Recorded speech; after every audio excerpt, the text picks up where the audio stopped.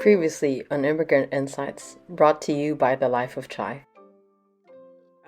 How brave were you in not getting a consultant? Wait a minute, we've paid this much and I'm still doing all the Hi guys, what is up? Welcome to The Life of Chai. My name is Chai and this is part 2 of my interview with Karina. In the last video, we heard about Karina's story, how they had to pivot from their lodging their first application for permanent residence in Canada, through their Canadian work experience, and then transitioning to a student permit in order to apply for permanent residence. Not only that, they actually had to submit their student permit application twice. So that for today's video is about DIY application for the most part, along with a couple more insights from Karina.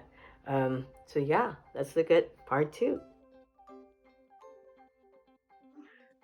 So what is the line, do you think, that between someone deciding to go DIY and someone still leaning towards getting no, I need a consultant? I think the question you asked me, how was your confidence? Are you confident enough that you're understanding what they're asking you to do? Are you confident that this application form you can answer on your own? If not, then maybe either you just need more research or more people to ask, people who've already done it, so that you'd be more confident to do it on your own. But if you're still not, and not understanding literally what's needed for you to do, maybe that's your time to, okay, I guess I really need someone to help me. Okay, I like that. That is totally what I'm leaning to. And it's not really to dissuade anyone who's going to be watching this to you can do it by yourself, don't pay so much. Being confident to understand and actually taking the time and doing the research. How did you get yourself to commit, I guess, to research and it's a lot. I agree, it's a lot to read. I agree. Well, for people who are we know some people who were in full-time jobs and wanting to do applications for somewhere else. So maybe that's another part where, yeah, maybe I need someone to do this for me because I can't really sit down and research everything on my own because I also have other things to do. Well, on my part, we had all the time in the world besides taking care of the boys. So that was a blessing that we have time to do it. And we were really reaching out to other people who've done it in the past and were successful doing it. I think that's a really good idea, because when you're reaching out to people who've already done this and who are probably already there, you're more confident that, hey, this is how they did it and it worked. So most likely it's going to work out the way it did for those other people. Okay, that brings me to another question, because the other interview that I had, he actually said the same thing. If you think that you need help, don't be afraid to ask for help. So one, how do you find these people? And two, how do you probably get over yourself and just this is what I need to do, I gotta ask people these questions? The time we were doing this, it was 2017 that we did this. Of course, everything was online, but we found this group who were all doing DIYs. Before, it was it wasn't a Facebook page before. It was more of a focus group on somewhere where you can just look up every single thing that they would post everything, that this is my timeline, this is what I did, this is what I tried to do. And we were reading every single post, thousands of those, just learning how they did it and what worked for them and what didn't. And then eventually it became a Facebook page. It's called Study Permit DIY. I don't know if they changed now, but everyone is very helpful, and they just really like sharing what they've gone through, because they know how tasking it is to do it, and every single situation is different. So maybe from somebody you'd learn something else that wouldn't be applicable for some other person. But then if you hear everything, you're like, oh wait, I remember this from someone. Oh wait, this is what they did on this one. Why don't we try this? Why don't we try that? And it's just a matter of soaking in everything until you figure out, okay, what's my case? How can I do this in a matter like presenting myself, and this is how I want my application to be. So all the reading and everything just worked out, but it wasn't easy. Yeah, You definitely have to put time and effort on it.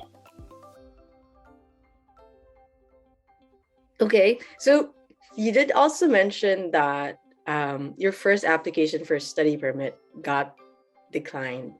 And that was because everybody was coming with you.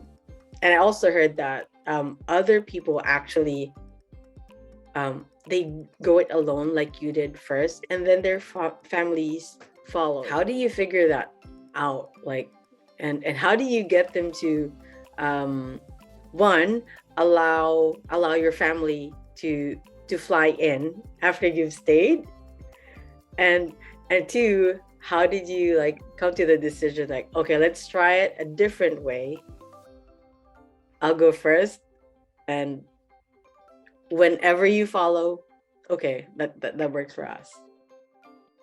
When you plan to immigrate, I think it's always important to actually plan ahead on everything. Think of the worst case scenarios. How are you going to pull it off? If you need to have plan A to plan Z, go ahead. Nobody's stopping you, as long as you have a plan. And for my case, it was very sporadic. Like, okay, we got refused now, so what do we do now? So, okay, next step, just do it again.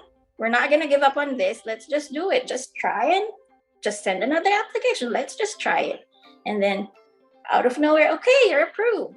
Okay, let's go. Well, we didn't have enough time to think at that time, because I really needed to fly because school was starting. But this was important to us. So we were like, okay, we're doing this. Some again, it's always different for everyone. Some couples with children would probably decide both of them are gonna go so that the other one can work while the other one studies, and then they'll think about how they're gonna get the kids again when they're both settled. On our part, we didn't want anyone, we didn't want the kids left with no parent at all. So it was fine for us to, okay, go ahead, you alone, figure out the grounds. Let's see how we're gonna work this out when all of us are gonna be there. Before we went here, before actually doing the application, we really planned and thought about what were our non-negotiables. If this is gonna happen, this is our budget. What are our non-negotiables? If we get approved, how are we gonna do this? Okay, we had 3 non-negotiables. How are they gonna fit in our budget? Is it doable? Is it available? Number 1 was, if we get approved and the kids are gonna go fly here, we just needed a straight flight with no layovers, because we had toddlers. Number 2 was we wanted our own place because we were a family of 4 and we had toddlers. We didn't want anyone like getting pissed that the kids keep on crying or messing up or anything. So we had to get our own place. Number 3 was because I had twin toddlers. It always came around because it was a family and we had toddlers. We needed a car of our own. So we thought about those 3 things. Those are big things that would bulk up your finances. Besides airfare and everything else that you would be thinking about when you're here, tuition, everything, it's a bulk already on its own, the 3 things. So you really have to think about,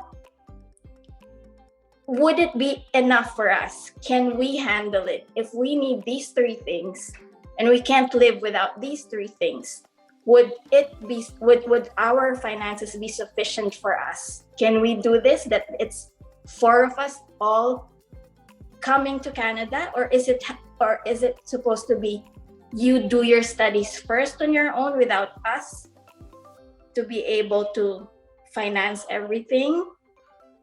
So those were the conversations, that the real talk that you really have to have before actually pushing yourself and doing this. You just have to have that financial security at least, because again, it's different for myself because it's an entire family I'm bringing in, and it's going to be the foundation. If I wasn't ready enough to do all of this and financially I would be broke, and how are things gonna work out? Number 1, tuition is the biggest thing. We had to do 2 years, and that's a huge bulk already. One person wouldn't have full-time employment. Tuition alone for 2 years, 4 terms, is a lot. Rent, that's a monthly thing you have to think about. Your daily expenses for a family of 4. We needed a car. You need an insurance. You need gas. You need maintenance and stuff. Things that you wouldn't think at first. But when it's in front of you, you're going to be like, I didn't think this was even possible. Some people would be thinking, yeah, I want a car. And then they didn't think that, oh, I didn't know that insurance was a big thing. And if you don't have a license in Canada, at first, insurance would be like huge cost. We were lucky because we had license in Alberta that brought down our insurance. But then still, you have to think of those expenses monthly to think about for 2 years. Are we going to be able to sustain this without us going crazy? So those were big things that we had to decide on before doing everything. And then when we were, okay, we're gonna do this, I think we're gonna be fine. At least we have that financial security. And then we went ahead, and then we had the permit, we started off, and then we got the apartment, and I came home to get them. So that's when life began for everyone. So it was even January. So it was at the middle of winter that we were here. So another expense was clothing. You would think that, oh, it's just, you can just buy them anywhere. But when you're here and you're on a tight budget, a single jacket for somebody would cost a lot. Sometimes hundreds already. So it's really something we don't want to sugarcoat. Like, you really have to think about those things to keep you sane. You can't go blinded to a path that you're very unsure and just thinking about, oh, it's just gonna work out, and you're not aware that, oh, things can come up easily and you would be overwhelmed. And you have to think a lot of things. You're going to be studying, you're going to be wanting to work, you're going to be thinking of your finances. All of those put together would be a hell lot. So it's always better that before you start doing something, again, research, know about others' experiences, the real ones. That's really eye-opening, because obviously Jade and I moved and we're not at that stage. Like, it's a family thing and it's so many things, and we weren't just really thinking about that. There's so much planning. I guess I didn't realize until now how much planning, especially for a family. And even if the two boys are Canadian citizens, it's still going to be a household. It's going to have a household with cost. And again, like with young ones, there's even more, like you said, non-negotiables that really have to be not sugar-coated, not to fake yourself into thinking it's flat, all good. Although it's like, okay, was that a degree of pessimism, or just really trying to iron it out? Like, it's just two different things, like sides, right? Like, it's just too much like paranoia, thinking everything can go wrong, but at the same time there's foresight and this could happen later on. Not really pessimism. It's just I wanted to go through reality, because we've seen a lot of people just jump on the wagon and not thinking that anything can go wrong. They're thinking, oh, it's just so easy. It's a walk in the park. But then when you're there, they're going crazy and anxious and having panic attacks. But then you see other people already telling you that, yeah, it happens a lot. So you have to get ready. At least get ready. It may not happen to you, but at least you know. It could not. Yeah. If it doesn't, great. If it does, I'm ready. That is super true. That is super true.